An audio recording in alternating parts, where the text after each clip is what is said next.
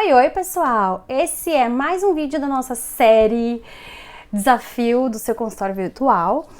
E nesse vídeo, que vai ser um pouco mais curtinho, eu vou trazer para vocês um tema que me trouxeram aqui no meu Instagram e eu achei extremamente cabível, que é: Michelle, eu não atendi ainda, nunca fiz nenhum atendimento, ou eu sou inexperiente, tá? Então, teve pessoas que me falaram isso, que nunca atenderam, abriram consultório na pandemia, e outras pessoas que me falaram, mas eu sou inexperiente, então eu não posso fazer atendimentos online. Então, o tema do vídeo de hoje é esse vídeo faz parte dessa série.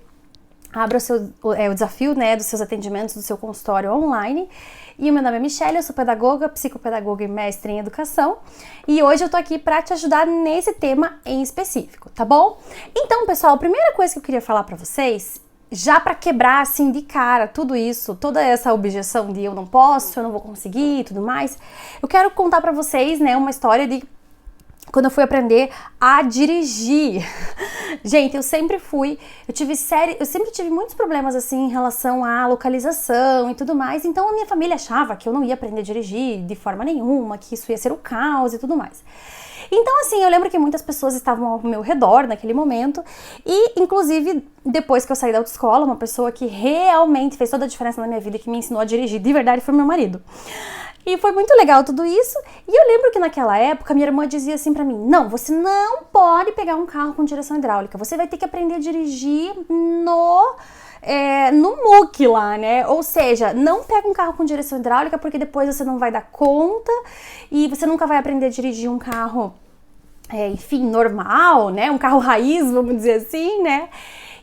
Ou então assim, não vá aprender a dirigir com um carro que tenha piloto automático, né? Claro que na autoescola isso nem tem, mas também no final das contas eu acabei acatando essa sugestão aí da minha irmã e realmente fiz essa situação aí, né? Comprei o meu carrinho lá, tinha mais ou menos meus 22 anos, 20 anos, aprendi a dirigir com meu marido no MOOC, né? Como diriam, no MOOC, gente, é isso aqui, ó, no MOOC, né?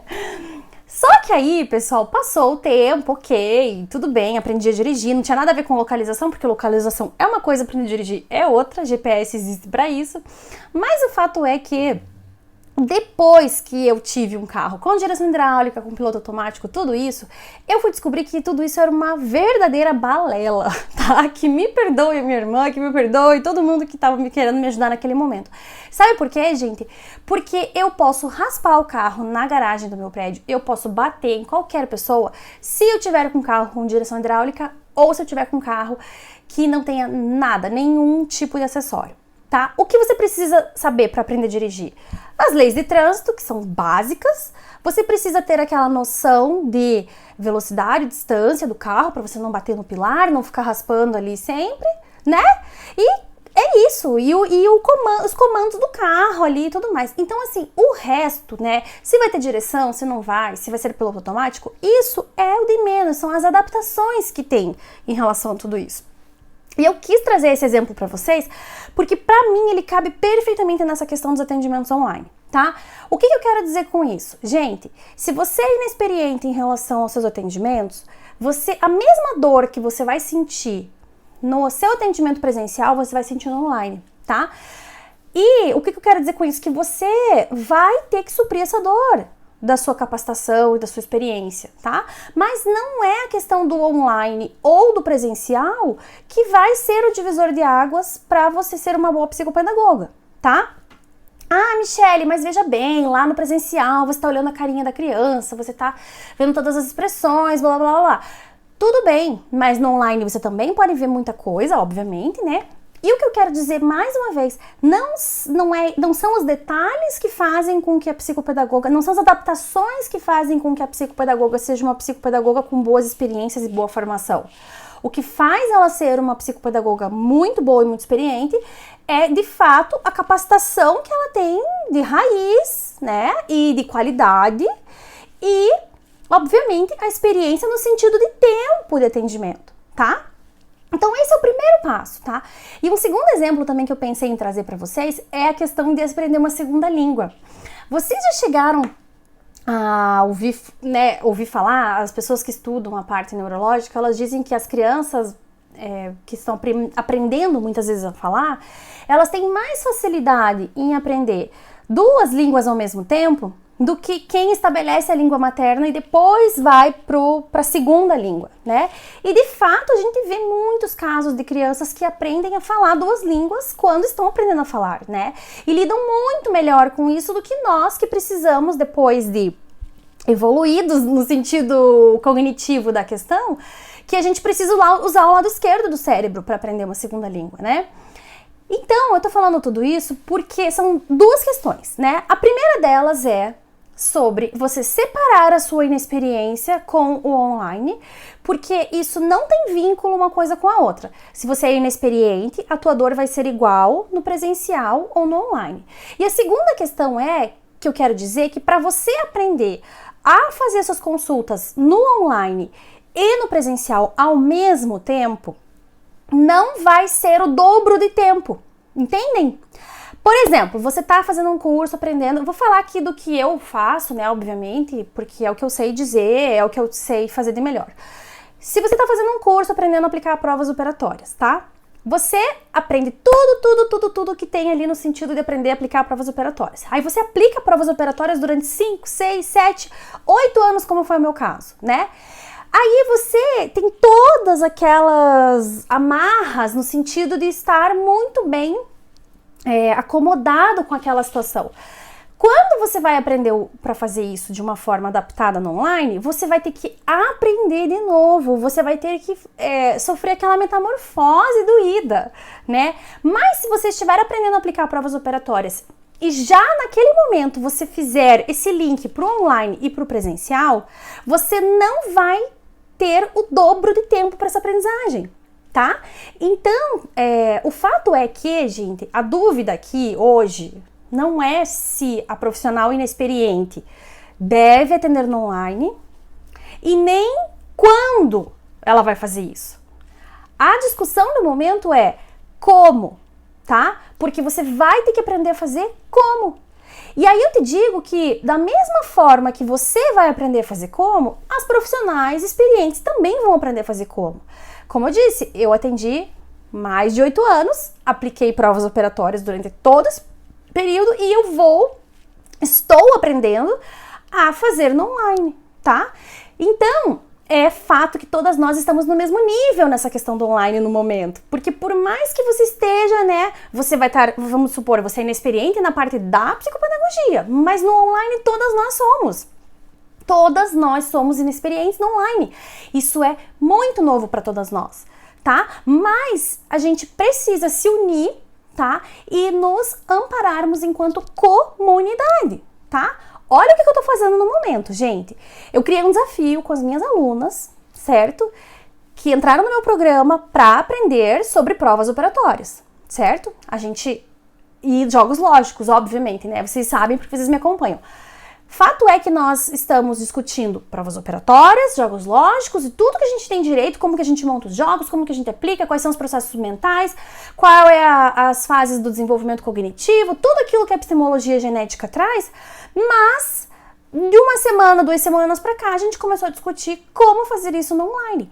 E é incrível como cada uma traz uma sugestão, uma forma de pensar que agrega no grupo, né? Porque nós pensando juntas, nós obviamente vamos ter resultados muito melhores. Então, se eu puder te dar um conselho nesse momento esteja em uma comunidade, tá? Uma comunidade que se sustente junta, que agregue e tudo mais, tá?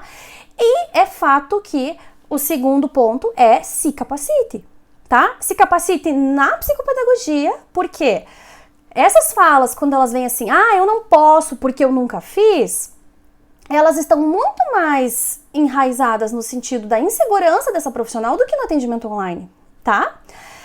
Eu não me sinto insegura para fazer um atendimento online hoje. E olha que isso é tudo muito novo para mim. Mas por quê? Eu penso que eu preciso me organizar, eu preciso adaptar, eu preciso fazer tudo que é necessário. Mas eu não me sinto insegura porque eu tenho a base da psicopedagogia, né? Então é isso que eu quero trazer para vocês. A tua insegurança não tem a ver com o online. A tua insegurança tem a ver com a tua inexperiência.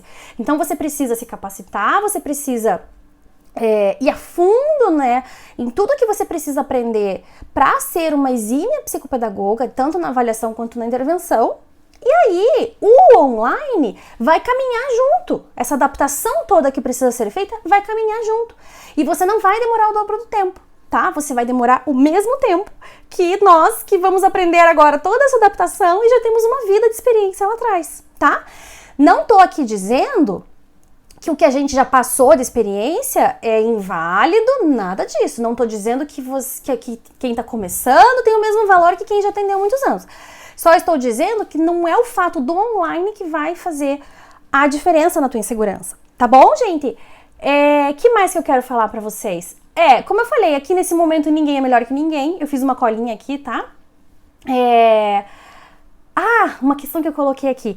Gente, o presencial, ele não é um pré-requisito para online, tá? Como eu falei para vocês, vocês vão aprender a fazer atendimentos psicopedagógicos, vocês vão entender sobre desenvolvimento cognitivo infantil, vocês vão entender toda a base dos processos mentais da criança e do desenvolvimento cognitivo, tá?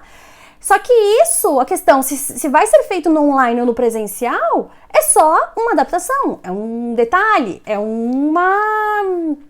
como é que eu vou dizer? É como se você estivesse fazendo um atendimento com a mãe junto ou sem a mãe junto. São adaptações, são detalhes, tá? Essa criança aqui, ela tem uma situação específica que eu preciso fazer o atendimento com a mãe junto. Vamos supor aqui no presencial, tá? E aí ela faz birra na frente da mãe ou a mãe não colabora e tal. E aí essa criança aqui não, essa criança eu consigo fazer só eu e ela sozinha dentro do meu consultório. Essa é uma adaptação tão cabível quanto a fazer no online ou fazer no presencial, porque é uma adaptação. As bases são sempre bases, tá bom? Eu sei que essa questão de aplicar a prova operatória para vocês é algo que tira a gente assim do eixo, porque eu mesma estou passando por essa metamorfose, como eu falei para vocês. Eu estou com as minhas alunas, a gente está fazendo um desafio juntas, a gente está estudando e eu tenho pensado nisso muito depois de uma aula online que eu fiz com as minhas alunas e me caiu essa ficha assim do quanto elas estão perdendo atendimentos, do quanto as crianças estão precisando e não estão tendo atendimentos, né? Enfim, é uma situação que não tem volta, gente. Por mais que a pandemia passe, quem viu a facilidade do online não vai desver. E eu falo isso no sentido das profissionais que já perceberam que o online é de graça, que o online é seguro, que o online é extremamente viável e que para elas começarem com um consultório, com aluguel, com tudo aquilo lá, violência, estacionamento, fica tudo muito mais difícil, né? Então, não tem saída. O online, quem viu não vai desver, né? Essas facilidades do online. Não estou dizendo que o presencial acabou de maneira nenhuma, só estou dizendo que a tendência é aumentar cada vez mais e se você não se capacitar, você vai, obviamente, né, ser uma profissional que vai ficar para trás e vai perder muitos atendimentos, tá? E aí eu queria trazer para vocês aqui, então, pra gente finalizar, uma dica, assim, o que você pode fazer hoje para já começar a virar a chave da tua cabeça, tá? Em relação ao online. Você vai pegar os materiais que você tem, o que você já fez, ou que você nunca fez nada, você aprendeu na faculdade, alguma coisa que te ensinaram na faculdade, não, desculpa, na pós-graduação, né? Tem curso de faculdade de psicopedagogia já, né? Que em Curitiba tem, no Brasil tem já. Enfim, na faculdade, na pós, você vai pegar o que você aprendeu ou o que você já tem de experiência, tá? Porque, gente, eu tenho alunas que têm 30 anos ou mais até, 30, 35, 40 anos, eu não tô brincando, que tem 40 anos de atuação psicopedagógica e eu tenho alunas que nunca atenderam. E nós estamos juntas nessa, né? Então, assim, você vai pegar o que você sabe e você vai fazer um exercício de adaptação para online. O que eu teria que fazer com esse material, com esse conteúdo, com essa estrutura, com tudo isso aqui que eu sei para fazer esse atendimento no online? Começa a fazer esse exercício mental, sistematiza, escreve, né, para você não esquecer depois como que seria essa adaptação, o que seria necessário, o que não seria. E, gente, tenta colocar em prática, seja num exercício, no sentido de que não precisa ser um cliente que está pagando para você, tá? Mas começa, e começa hoje. Porque, que nem eu falei pra vocês, a dúvida não é se e nem quando, é como. A gente vai sofrer essa metamorfose juntas, tá bom, gente? Um beijo!